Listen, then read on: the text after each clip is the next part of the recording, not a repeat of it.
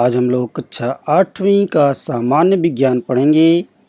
सामान्य विज्ञान में हम लोग 9वां पाठ आपदा प्रबंधन पढ़ेंगे। आपदा क्या है? आपदा के बारे में आप लोग पिछली कक्षाओं से पढ़ रहे हैं। अनेक प्रकार की आपदाएं आती हैं, जिसमें बहुत सारी प्राकृतिक आपदा होती हैं, बहुत सारी मानव निर्मित आपदाएं भी होती हैं। तो आपदाओं से बचने के लिए हमें क्या करना चाहिए? अभी तक हम लोगों ने इस पर कुछ जानकारी प्राप्त की है, लेकिन और अधिक जानकारी हम इस पाठ के माध्यम से करने जा रहे हैं। तो चलो हम देखते हैं। पहला जो इसमें हमें पढ़ेंगे, जो आपदा है, यह है भूकंप।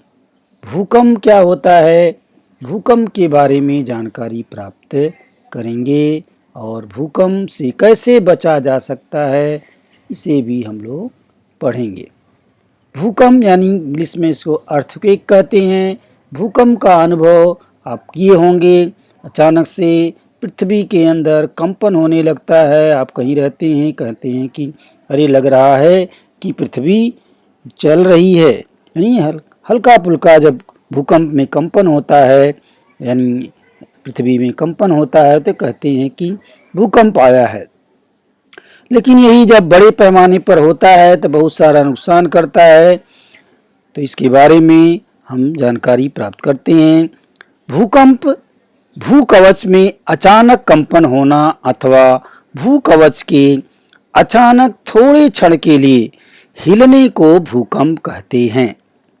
भूकवच में अचानक कंपन होना अथवा भूकवच के अचानक थोड़े क्षण के लिए हिलने को ही भूकंप कहते हैं। भूकंप के कारण भूपृष्ठ का कुछ भाग आगे पीछे या ऊपर नीचे होता है, इसलिए भूपृष्ठ सरलता से हिलता है। भूगर्भ में निर्माण होने वाले धक्के व लहरें जमीन के अंदर और ऊपर के पृष्ठभाग पर सर्व दिशा में फैलते हैं, यानी सभी दिशाओं में फैलती हैं।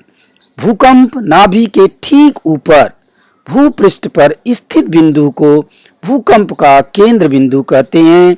तीव्र स्वरूप की लहरें धक्के सर्वप्रथम केंद्र के पास पहुंचते हैं, इसलिए वहां हानि का अनुपात सबसे अधिक होता है।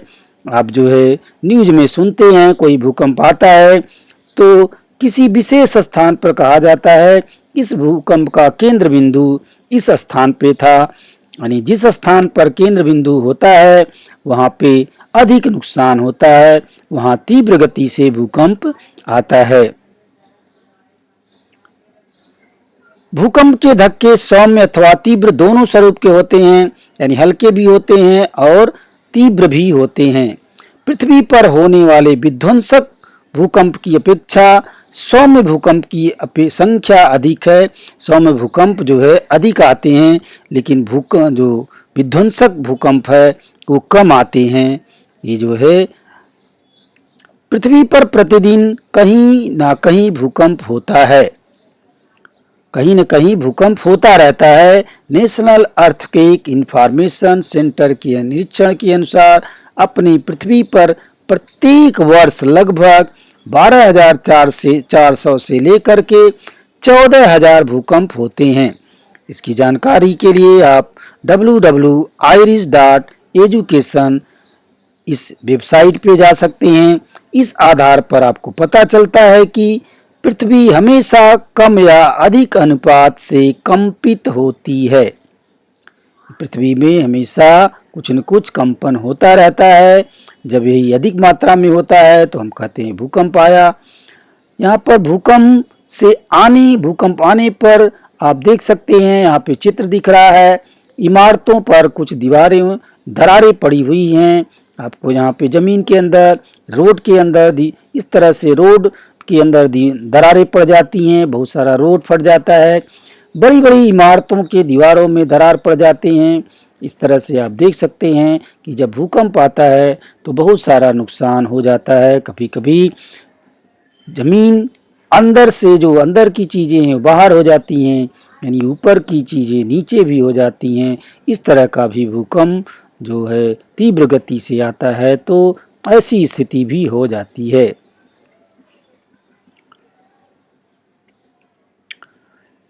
भूकंप नाभि और भूकंप केंद्र, इसको नाभि या भूकंप केंद्र कहते हैं।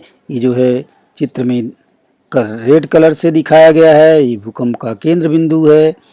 और ये जो है भूकंप की लहरें जो पीले कलर से दिख रही हैं, तो ये केंद्र बिंदु से उठ करके ये जो है लहरें दूर तक फैलती हैं। तो इस तरह से भूस्तरीय हलचल होता है, भूकंप पृथ्वी पर हलचल होता है। भूकंप की जानकारी संकलित करने वाले यंत्र को सिस्मोग्राफ अथवा सिस्मामीटर कहते हैं। जो भूकंप आते हैं उसको रिएक्टर पैमाने पर मापा जाता है। न्यूज में आप सुनते हैं कि रिएक्टर पैमाने पर इतना भूकंप आया, यानी उसका मापन भी किया जाता है।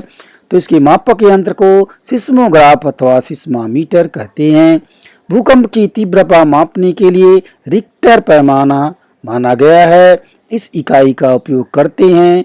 यह एक गणितीय इकाई है भूकंप मापने के लिए। भूकंप के परिणामों का वर्णन आगे दिया गया है, उसको सावधानी पूर्वक हम देखेंगे। ये जो है यंत्र हैं, ये है ऊर्ध्वाधर भूकंप मापक यंत्र, ये जो है इस तरह का होता है। और दूसरा है क्षैतिज भूकंप मापक यंत्र। इस तरह के दोनों तरह के यंत्र का उपयोग भूकंप के मापन के लिए किया जाता है। तो चलो भूकंप के परिणाम क्या होते हैं इसकी जानकारी हम आगे देखेंगे। भूकंप के बारे में और जानकारी या इंटरनेट की सहायता से रिएक्टर पैमाना तथा भूकंप के परिणाम की आप जानकारी प्राप्त कर सकते हैं। आजकल सभी लोग इंटरनेट का यूज कर रहे हैं, तो आप उसके द्वारा खोज सकते हैं और जानकारी प्राप्त कर सकते हैं। चलो देखते हैं भूकंप के कारण, किन किन कारणों से भूकंप आता है और भूकंप आने पर क्या क्या परिणाम होते हैं, क्या क्या नुकसान हो सकते हैं। तो देखते हैं इस तालिका के माध्यम से। पहले भूकंप के कारण, किन कारणों से भूकंप आता है। पहला है ज्वालामुखी का विस्फोट। ज्वालामुखी का विस्फोट होता है तो भी भूकंप आता है। बड़े बड़े बांधों का जमीन पर पड़ने वाला तनाव। आजकल जो है बड़े बड़े बांध बनाए गए हैं, इससे पानी संचित किया जाता है। इसके द्वारा भी, इसके दबाव के कारण जमीन पर दबाव पड़ता है, इससे भी भूकंप आते हैं।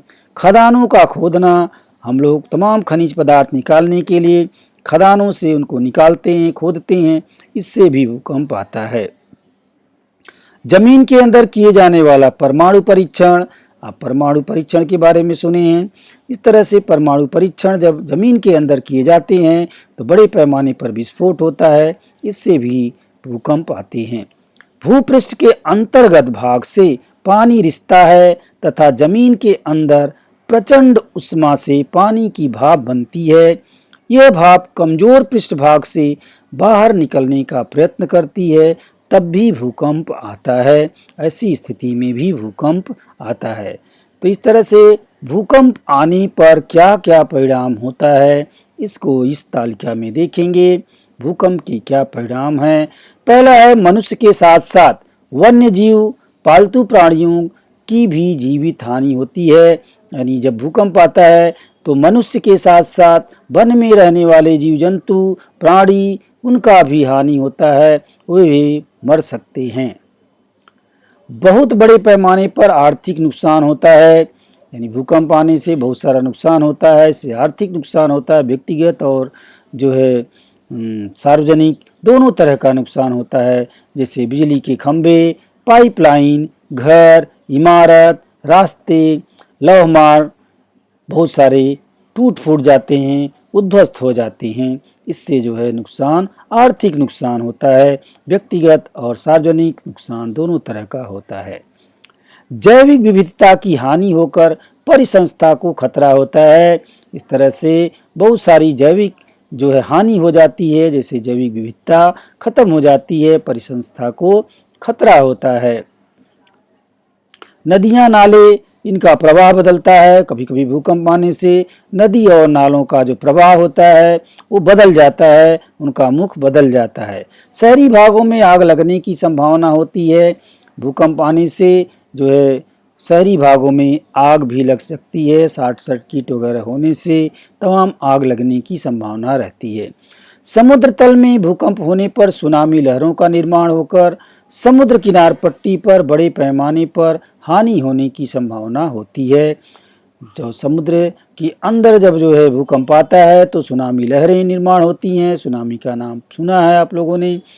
तो इस तरह से लहरें जो है वो बड़े पैमाने पर जाके किनारे, समुद्र के किनारे वाले भागों पर नुकसान करती हैं।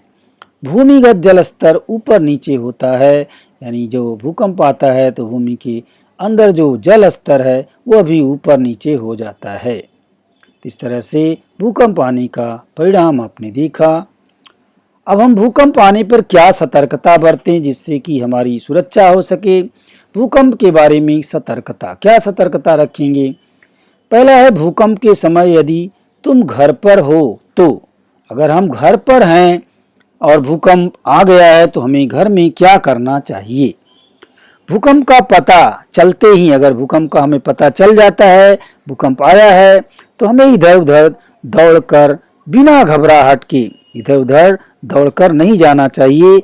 बिना घबराहट के उसी जगह पर शांत खड़े रहना चाहिए या जमीन पर बैठ जाइए। जमीन पर बैठ जाइए, टेबल, पलंग, किसी भी एक फर्नीचर के नीचे स्वयं को छुपा लो। अगर घर में इस तरह का टेबल, पलंग, इस तरह का कोई फर्नीचर है तो उसके नीचे स्वयं को छुपा लेना चाहिए और जमीन की हलचल रुकने तक वहीं रुका रहना चाहिए। तब तक, जब तक की हलचल हो रही है जमीन में, तब तक हमें उसी तरह रुकना चाहिए। तुम्हारे आसपास कोई भी टेबल अथवा डेस्क न हो तो घर के किसी कोने में नीचे बैठकर दोनों हाथ घुटनों पर रखो, उसमें तुम्हारा चेहरा ढांक लो। अगर घर में इस तरह का कोई टेबल, डेस्क वगैरह नहीं है तो हमें घर में किसी कोने में बैठ करके, घर के कोने में बैठ करके हाथ को घुटने पर रख करके उसमें अपने चेहरे को छिपा करके बैठ जाना चाहिए। दूसरा है, चलते हुए वाहन अथवा घर के बाहर हो तो, अगर हम वाहन चला रहे हैं या घर के बाहर हैं तो हमें क्या सावधानी रखनी चाहिए। हमें सुरक्षित जगह देख करके तुरंत वाहन को रोक देना चाहिए और वाहन के अंदर ही रुकना चाहिए। वाहन के अंदर ही रुक जाना चाहिए, बाहर नहीं निकलना चाहिए। इमारत, वृक्ष, बिजली के तार के पास न रुकें। ये भी ध्यान रखना चाहिए कि कोई इमारत या वृक्ष या बिजली के तार के आसपास न खड़े हों, वाहन खुली जगह में हो। भूकंप के समय यह मत करो, यानी भूकंप आया हुआ है तो हमें कुछ ऐसे कार्य बताए गए हैं जिनको नहीं करना चाहिए। इनका करने से नुकसान हो सकता है। पहला है, बहुमंजिल इमारत की लिफ्ट का उपयोग न करें। भूकंप आया हुआ है तो लिफ्ट का उपयोग करके न उतरें, सीढ़ी का उपयोग करें, सीढ़ी से उतरें या चढ़ें। एक ही जगह पर असुविधाजनक स्थिति में ज़्यादा समय तक न बैठें, शरीर की थोड़ी हलचल करें। अगर ज़्यादा समय तक भूकंप है तो हमें एक ही जगह पर असुविधाजनक स्थिति में नहीं बैठना चाहिए, नहीं रुकना चाहिए। हमें थोड़ा शरीर में हलचल भी करना चाहिए। भूकंप के बाद बिजली के शॉर्ट सर्किट के कारण आग लग सकती है। जब भूकंप आता है तो बिजली के शॉर्ट सर्किट होने की संभावना रहती है जिससे आग लग सकती है। इससे बचने के लिए घर का मेन स्विच सावधानी पूर्वक बंद कर देना चाहिए। घर का जो मेन स्विच है उसको बंद कर देना चाहिए। ऐसे समय में हमें मोमबत्ती, लालटेन, माचिस का भी उपयोग नहीं करना चाहिए। बैटरी टार्च का उपयोग करना चाहिए। तो इस तरह जहाँ पे भूकंप ज़्यादा आने की संभावना रहे वहाँ पर हमें टार्च, बैटरी वाला टार्च रखना चाहिए और जो है मोमबत्ती, लालटेन, ये सब चीज़ों का उपयोग नहीं करना चाहिए। भूकंप अवरोधक इमारतें, आजकल जो है भूकंप से बचने के लिए, क्योंकि इमारतें बड़ी बड़ी बन रही हैं, इसलिए जो है भूकंप आने पर उन्हें गिरने की संभावना रहती है। इसलिए आजकल भूकंप रोधक इमारतें बनाई जा रही हैं। जमीन की विशिष्ट सीमा तक हलचल होने से कोई खतरा नहीं होता है। ऐसी इमारतों के निर्माण कार्य को भूकंप रोधक निर्माण कार्य कहते हैं। अब जमीन की विशिष्ट सीमा तक अगर हलचल होता है तो ऐसी इमारतों को कोई खतरा नहीं होता है। तो ऐसी इमारतों को भूकंप रोधक निर्माण कार्य कहते हैं। जो इमारतें बनाई जा रही हैं उनको भूकंप रोधी इमारत कहते हैं।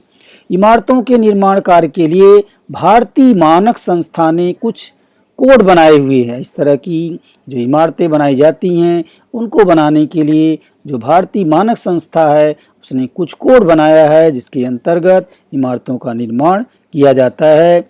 IS 456 के अनुसार से इमारत का निर्माण किया जाता है। जो स्टैंडर्ड बनाया गया है IS 456, इसके अनुसार इमारत का निर्माण किया जाता है।